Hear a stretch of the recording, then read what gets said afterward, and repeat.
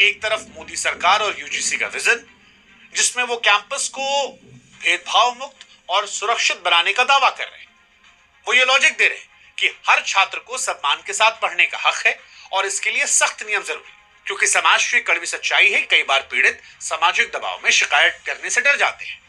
लेकिन इस डर को दूर करने के लिए जो उन्होंने नियम कानून बनाए, उसको लेकर एक दूसरा वर्ग है जो डर रहा है, और वो ये सवाल पूछ रहा है कि क्या मोदी जी सवर्ण होना उनके अस्तित्व के लिए अपराध मान लिया गया है।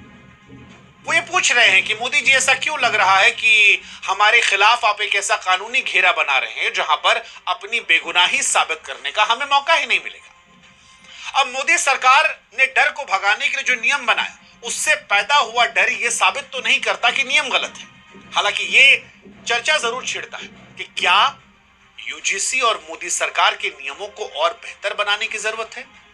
क्या वाकई बराबरी के नाम पर एक ऐसी व्यवस्था तैयार की जा रही है जहां सवर्ण होना आज सवर्णों की सबसे बड़ी कमजोरी बन रहा है। देखिए, यह सवाल बड़ा महत्वपूर्ण है और सोशल मीडिया इन सवालों से पटा पड़ा है। लेकिन इस सवाल को समझने के लिए हमें पहले यूजीसी के नियमों को समझना पड़ेगा कि क्या और क्यों ये नियम लागू किए गए। तो यूजीसी के जो नियम है वो 13 जनवरी 2026 को सामने आते हैं। सरकार का कहना था कि इन्हें नई शिक्षा नीति के तहत लागू किया जाएगा ताकि पढ़ाई की जगहों पर सभी को बराबरी का मौका मिल सके। पिछले कुछ सालों में कैंपस के अंदर भेदभाव की जो खबरें आई, उन्हें देखते हुए सरकार यह महसूस करती है कि पुराने नियम काफी नहीं थे, और इसीलिए मोदी सरकार हर कॉलेज में खास सेंटर और कमेटी बनाना जरूरी कर रही है।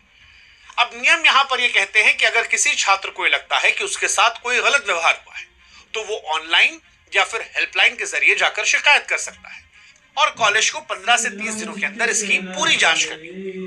कुल मिलाकर कहें तो सरकार की नीयत यहां पर स्पष्ट तौर पर यह दिखती है कि एक ऐसा सिस्टम बनाया जाए जहां पर पिछड़े छात्रों को असुरक्षा महसूस ना हो। लेकिन उनके पिछड़े छात्रों को लेकर जो उनकी नीयत है, इसी की आड़ में सामान्य वर्ग जो है वो अपने लिए गहरी चिंता जाहिर कर रहा है। इस पूरे विवाद में सबसे बड़ी वजह वो बदलाव है जिससे पुराने नियमों की तुलना में काफी बदला गया है। साल 2012 के पुराने नियमों में एक प्रावधान था कि अगर कोई व्यक्ति जानबूझकर किसी पर भेदभाव का झूठा आरोप लगाता है तो शिकायत करने वाले को भी सजा दी जाएगी। अब ये एक तरीके का सुरक्षा कवच था ताकि जो नियम बनाए गए हैं उनका गलत इस्तेमाल ना किया जाए। लेकिन सवर्णों का जो डर है वो इसी बात को लेकर है, क्योंकि 2026 के नए नियमों में इस सुरक्षा कवच को हटा दिया गया है। जानकारों का यह कहना है कि सरकार ने शायद ऐसा इसलिए किया ताकि असली पीड़ित रिपोर्ट करने से ना डरे, क्योंकि कई बार सजा के डर से लोग सच भी नहीं बोल पाते। लेकिन सवर्ण छात्र जो हैं वो यही डर रहे। उनका डर यह है कि जब शिकायत करने वाले को पता है कि अगर उसका झूठ भी पकड़ा गया तो भी उसका कुछ नहीं बिगड़ेगा, तो फिर क्या यहां से सवर्णों के खिलाफ इसे हथियार के तौर पर इस्तेमाल नहीं किया जाएगा? क्या कई मामलों में इसका इस्तेमाल उन्हें डराने फंसाने के लिए नहीं किया जाएगा? और यह डर इसलिए भी बड़ा है क्योंकि जब किसी कानून में कोई चेक करने वाला रास्ता नहीं होता तो उसके गलत इस्तेमाल की संभावना हमेशा बनी रहती है। और इसीलिए सवर्ण कह रहे हैं कि क्या सवर्ण होना ही आज के दौर में सबसे बड़ा अपराध हो चुका है। 2026 में सफलता